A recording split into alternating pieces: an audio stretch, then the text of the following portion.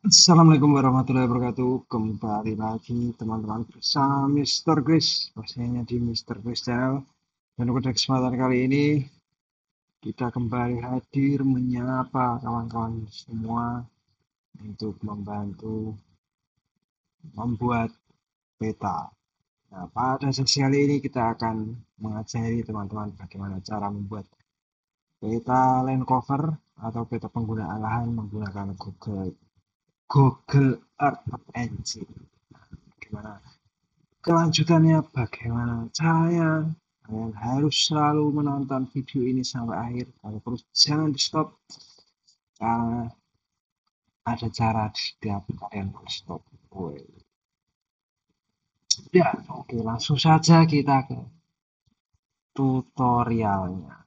Jadi sebelum kita lanjut ke tutorial, mungkin kita akan pembahasan singkat mengenai apa itu Google Earth Engine. Nah, tadi saya mendapatkan materi tentang Google Earth Engine. Nah, ini kita mendapatkan materi di internet, saya nggak buat sendiri ya. Jadi mungkin ini sedikit gambaran. Ini Introduction to Google Earth Engine Python API. Sebenarnya saya tidak terlalu menguasai tentang hal-hal yang berbau web seperti ini, tapi semoga ini bisa membantu dan mencerahkan kita semua. Nah, ini dari Ujjwal Gandhi. Google Engine API can be used via Python.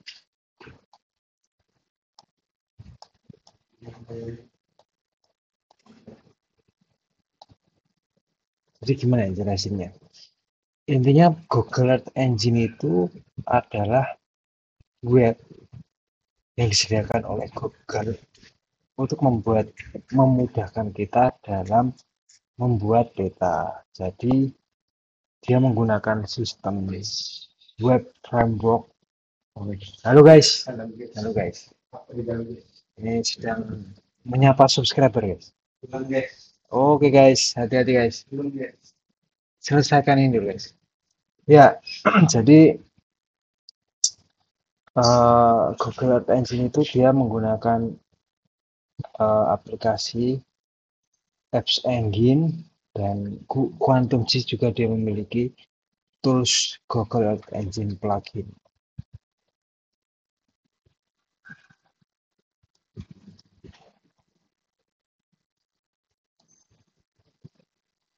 Nah, mungkin kalau kita secara teori itu mungkin saya tidak bisa menjelaskan panjang lebar dan ini juga cukup membingungkan. Jadi mungkin kita langsung ke webnya saja ya. Mungkin saya akan lebih sedikit bisa menjelaskan ke teman-teman untuk bagaimana kita melakukan pengolahan menggunakan Google Ads Engine. Nah, sebenarnya pada intinya saya itu juga nggak paham guys.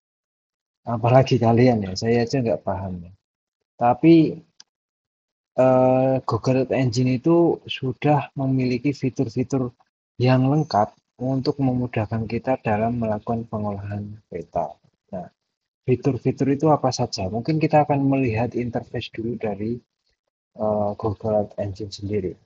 Nah, interface sendiri yang memudahkan kita dalam melakukan proses pengolahannya itu, yang pertama dari segi toolbar-nya dulu ya. Di sini ada script. Script itu merupakan eh, perintah-perintah yang kita buat dalam bentuk tulisan, kode, yang di setiap perintah itu dia memiliki fungsi yang berbeda-beda, itu script. Sehingga nanti kita mau melakukan proses pengolahan apa, kita memerlukan perintah. Tapi perintahnya khusus. Nah, ini script. Jadi nanti kalau misalnya teman-teman mau membuat peta line cover atau penggunaan lahan, nanti ada perintahnya sendiri. Kalau mau membuat peta pengeringan lereng ada perintahnya sendiri. Curah hujan ada perintahnya sendiri. Seperti itu. Nah, kemudian untuk eh, lanjut lagi untuk ke dokumen.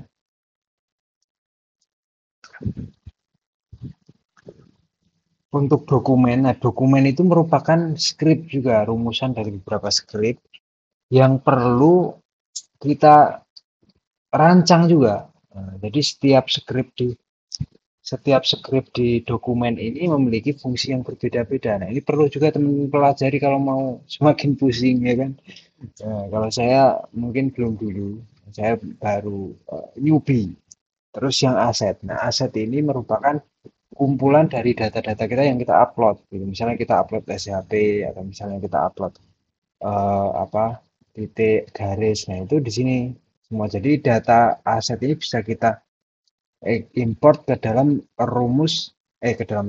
skrip yang sudah kita rancang gitu. Jadi nanti ini mau lebih tepatnya ini memudahkan dalam proses fokus di area of interest atau AOI gitu. Misal kita memiliki batas desa, nah kita mau melakukan pengolahan di desa tersebut. Nah kita agar nanti hasilnya langsung di desa itu, kita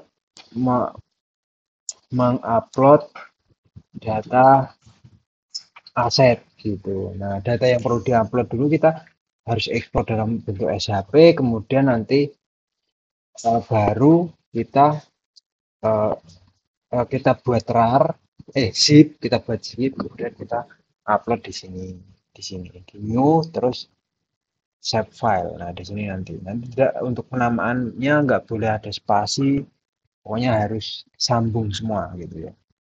Baru upload nanti akan muncul di sini. Nah, kemudian ini link ini kalau misal kita mau meng-share ke teman-teman yang lain, mau membagikan gitu, ini kita bisa get link gitu, ini get share gitu. Jadi kode yang sudah kita buat atau script yang sudah kita rancang itu bisa kita bagikan ke orang-orang yang membutuhkan. Dan kemudian save, menyimpan run. Run itu setelah kita sudah selesai merancang rumus, merancang perintah, merancang script untuk misal pengolahan data tutupan lahan gitu. Kita tinggal klik run, kemudian nanti akan dia memproses secara cepat sehingga ini sangat memudahkan sekali teman-teman. Sangat memudahkan sekali karena dalam proses pengolahan data citra atau data raster itu jika kita harus mendownload dulu citranya, misal citra Landsat gitu. Itu kan ukurannya besar gitu ya. Ukurannya besar, proses pengunduhannya juga lama, pun juga kita perlu menginstal aplikasi untuk pengolahan citra, misal NV atau misal ArcGIS atau Quantum GIS. Jadi sangat sangat repot sekali gitu. Dan perlu diolah koreksi geometrik, koreksi audiometrik dan lain sebagainya. Itu sangat panjang gitu. Jadi dengan adanya Google Data Engine ini akan memudahkan langkah kita dalam melakukan pengolahan data khususnya citra satelit ya dan mengakses data-data yang kita butuhkan sehingga hasil outputnya yang kita download itu langsung kita layout saja langsung jadi. Bahkan di sini juga akan menampilkan grafik-grafik atau hasil atau ketelitian atau pokoknya semua bisa kita tampilkan. Kemudian langsung ke ini, nah inspektor ini nanti fungsinya untuk melihat proses atau data yang tertampil yang kita panggil itu apa. Terus konsol itu menunjukkan proses script berjalan terus task. Nah, task ini ketika nanti kita ingin mendownload, nah ini kita akan tampil di bagian task. Nah, seperti itu ya. Sederhana penjelasannya seperti itu ya, teman-teman. Jadi kalau secara teori itu saya tidak bisa menjelaskan seperti ini ya. Ini kan teori banget ya. Nah, pokoknya langsung ke praktek saja gitu ya. Nah, misalnya nih teman-teman, kita mau mendownload mendownload atau membuat peta land cover gitu. Nah, saya kebetulan sudah membuat land cover menggunakan metode terbimbing ya kan. Metode terbimbing itu metode supervised classification. Nah, ini saya akan mengkliknya untuk melihat seperti apa hasilnya teman-teman. Nah, kebetulan ini saya itu cuman mendapatkannya di internet ya teman-teman. Jadi eh, data, ini nggak ada ini. Nah ini yang keliru, keliru, keliru. Nah jadi cara mudah saya untuk belajar Google Engine ini dengan cara saya selalu melihat tutorial di YouTube. Nah, tutorial di YouTube yang orang-orang yang sudah pro, ya kan, yang dia selalu membagikan kode-kodenya untuk membantu atau memudahkan kita dalam belajar. Itu saya copy. Nah, misal teman-teman download, cek di YouTube gitu ya, cek di YouTube, misal eh, land use GEE, nah gitu. Nah, ini ada orang yang membuat nih channel Ramadan. Ini bagus nih, ini channelnya tentang Google Engine. Nah, dia eh, membagikan kodenya. Nah, itu kita klik aja di sini. Nah, kita eh, bisa kita copy aja untuk kodenya, terus kita buat di script kita gitu. Nah, terus nanti untuk yang lain-lain kita modifikasi sendiri gitu. Nah, cara modifikasinya misal nih, contoh saya olah ini udah scriptnya udah siap ya, kita run ya. Sambil kita run, ini ini saya jelaskan mungkin ya satu-satu. Nah, ini function max. Ini untuk fungsinya untuk masking cloud. Nah, harus seperti ini teman-teman. Nah, terus ini ada optikalnya, ada saturation max. Ini saya juga nggak paham seperti apa. Nah, ini citra yang mau digunakan. Ini perintahnya seperti ini. Map the function over 1 year of data. Nah, ini saya menggunakan citra Landsat pada tahun 2022 sampai 2023. Nah, ini nanti dia akan memproses masking code sehingga data yang tertampil di wilayah Kabupaten Jombang ini dia akan bersih, citranya akan bersih sehingga waktu kita identifikasi tutupan lahannya berdasarkan warna itu akan lebih jelas dan memudahkan kita dalam interpretasi.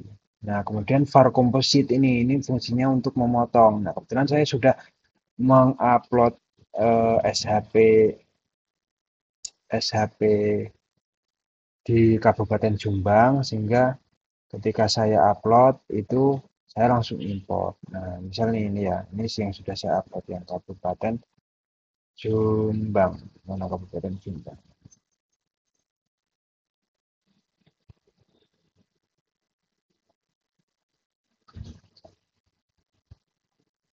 Nah, ini Jombang ya. Nah, nanti kan di sini muncul kalau sudah ke upload. Nah, kita klik view asset gitu. Nanti akan muncul seperti ini. Nah, kita klik import. Nanti setelah kita klik import itu dia muncul di varian ini namanya tabel. Nah, kita nggak usah perlu ubah-ubah, kita cukup copy aja. Kita cukup copy terus pastekan yang namanya tabel. Ini copy paste, terus paste, terus yang bagian bawah paste. Pokoknya yang namanya tabel yang ini dibuat nama yang sama semua gitu. Terus kemudian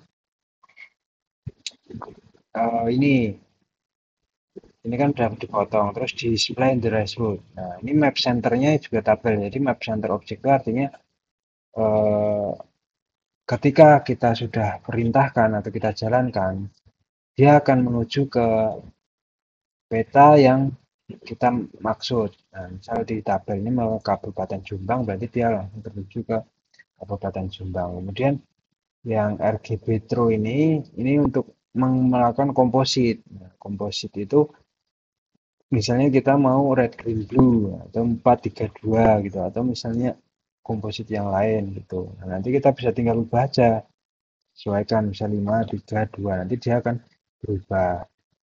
Nah, kemudian band apa saja yang akan kita masukkan dalam proses pengolahan. Nah, ini setiap citra memiliki kode yang berbeda-beda teman-teman. Kalau ini kebetulan SRB1, SRB2. Nah, ada juga yang dia cuman B1, B2, B3. Nah, kita perlu perhatikan juga itu.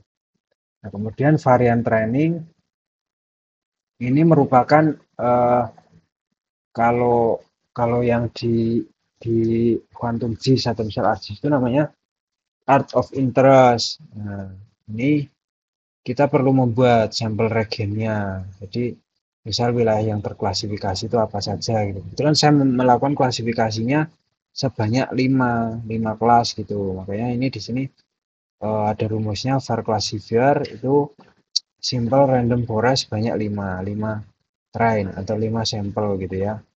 Nah, ini fiturnya juga harus sama teman-teman.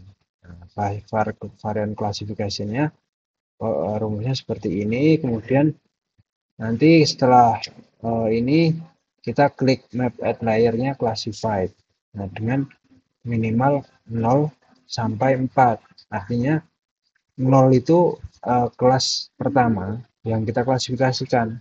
Jadi kalau dalam script kode ini itu tidak berawal dari 1, 2, 3, melainkan minimalnya dari 0. 0, 1, 2, 3, 4 gitu. Misalnya ada 5 berarti 0 sampai 4. Misal ada 4 berarti 0 sampai 3 gitu. Jadi kalau misalnya minnya 1 itu nanti eh, nggak bisa gitu. Nah, kemudian dari 0, dark, red, blue, light green, coklat ini merupakan warna yang akan tertampil ketika nanti waktu ini. Nah, terus export image itu setelah kita prosesnya sudah kita jalankan, itu dia akan langsung di-download gitu. Nah, kan perintahnya udah jadi. Nah, ini dia akan tertuju di sini. Nah, nama dari data yang sudah jadi itu eh, seperti yang nama yang ada di description. Jadi kita bisa ubah di sini. Misal kita 2023 gitu ya. Nah, kembali lagi ke yang tadi. Nah, ini hasilnya kan classified.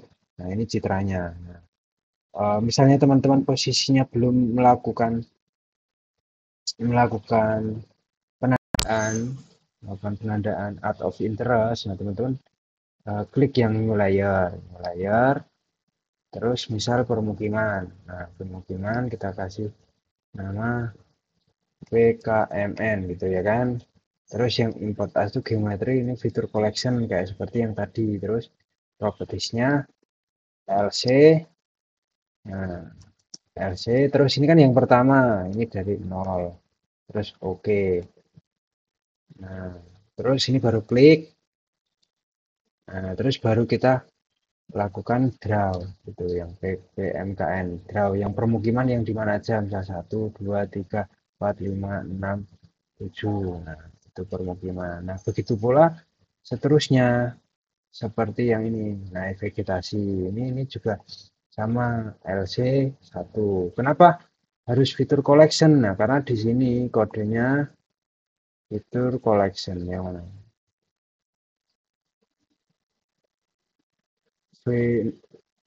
LC-nya ini LC.